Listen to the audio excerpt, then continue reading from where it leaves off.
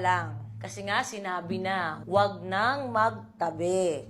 Si Paye at Kiana, napakakulit. Kasi yung po, una ko lang unang gusto tanungin, ano nangyari? Ba't pagkatabi pa rin kayo natulog? Tabing-tabi. Ba't hindi nasunod si ate? Sabi ko ni mama, okay naman daw. Hindi niya sinabing okay, naka-video yun. Nag-joke ka pa nga, lusot.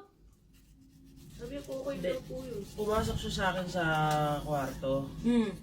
Sabi, dito na ba kayo? Di sinabi ko nga, Tony. Kaya nandito ka na lang matulog. Okay lang naman na sa kabila sila. Okay lang naman Pero sa yung kabila. ginagawa nga nila na sabi harang. pang putang ina na itong kaya laging buntis, nagde-decide na magkatabing ganun. may Tingnan harang mo na, nga diba? sila Tyronia nakaganon, di ba? Oo. Kasi ito nakaganyan. Solo-solo. Oo. Pinapapractice nyo ako ng ganun. Ako napapagalitan sa bahay. Tapos pag nalalabas, napapabayaan. Ginagawa nyo magkakadikit. Ngayon, nung pinansin ko na, dahil sabi mo, pansinin ko, Oo. nung pinansin, hinayaan pa rin na ganun matulog. Okay na ako na magkasama sila sa kwarto matulog. Pero hindi pa rin nila Nakakasama pinaghiwalay. Hindi niya Kasi sabi niya mama, may portion, may ano naman daw po sa gitna. Hindi Kiana. Alam mo problema sa inyong dalawa? Basta may magkakataon kayo.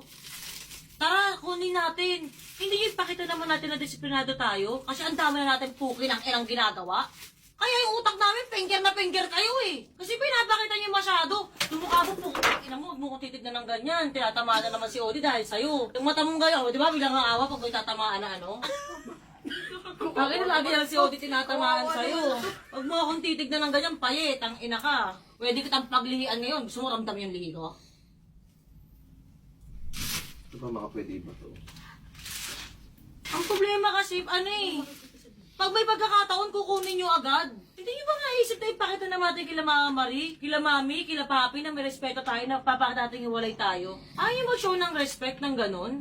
Si Ate Marie, nagrereklamo na sa kabilang bahay, biglang magkasama kayo sa kwartong ganyan, biglang ganito. So yung pinansin ko na kagabi, pagkarating nyo, pinansin ko na, Ate Marie, sinabi mo yan, yung upuan.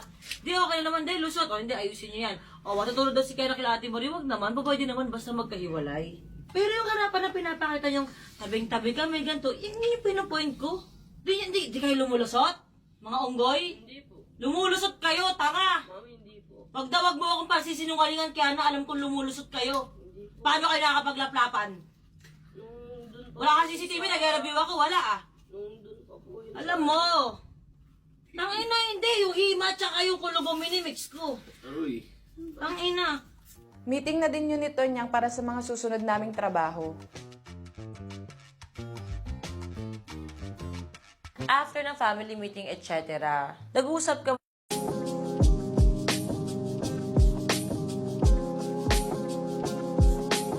ni Pay at Kiana. Kumbaga madali naman kasi akong kausap pag napagsabihan ko na, basta sundin nyo next time. Goods na ako eh. Hindi ako nagpapahaba ng galit.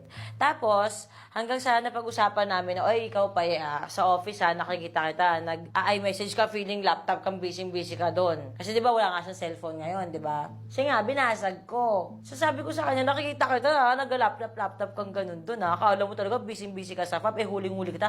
Kachat mo si Kiana ng haba-haba. Sabi ni Kiana, oo nga, mami. Kasi namin din sa akin ni Kiana, so pinapoint out ko lang naman kay Paye na ikaw pero hindi ako galit. So, biglang, hindi po mami, hindi ko ginagawa yun. Nilalabanan niya pa ako. Sabi ko, uy, kitang-kita kita. Kasi kahit naka-laptop kang ganyan, makikita ng CCTV. Pero yung chinachat mo, kung saan ka nag-chat, ay message ka sa laptop mo, papunta sa phone ni Kiana. Dahil kitang-kita ko nga. Ano sinasabi mo Paye? Ba't ka ba nagdede? Kitang-kita ko nga. Nukduka ka ng kasinungalingan. So nakatingin akong ganyan. Kita ko nga. Alam mo sabi niya sa akin? Sumagot siya. Okay po. Inismurkan ako, putang ina. Okay po. Ginunin mo ko, Day? Bakit? Hindi naman kita inaaway. Sinasabihan na kita, oy, nakita ko Ibig sabihin, I'm giving a pass. Parang si Pay hindi siya makaintindi ng sitwasyon. Hindi naman ako sumisigaw hindi naman ako nagagalit. Sinasabi ko lang na, Faye, don't lie. Nakita ko nga. Gaganunin mo ako, putang ina mo. Okay. Ganyan, tang ina, kanina ka pa Uy. Ang ina mo. Bastos kang putang ina mo.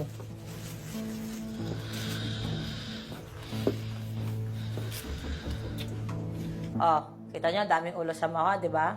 Putang ina mo, huwag mo akong gaganyanin, buntis ako. Hindi ko to gagamitin tong kana to na porket buntis ako, may karapatan ako, pero putang ina mo, buntis ako, gaganyanin mo pa ako. Tingnan yung mga kanin na yon.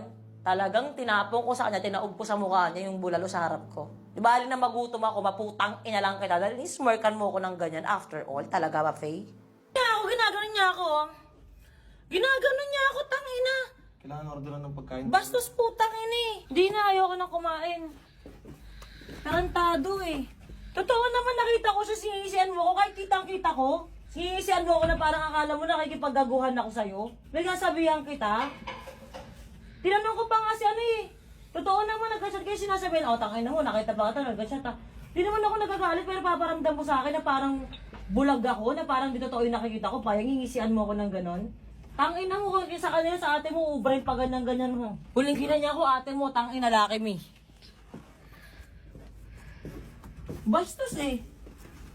Ang ina, paglian kaya kita, para putang ina, bangkay ka na bukas.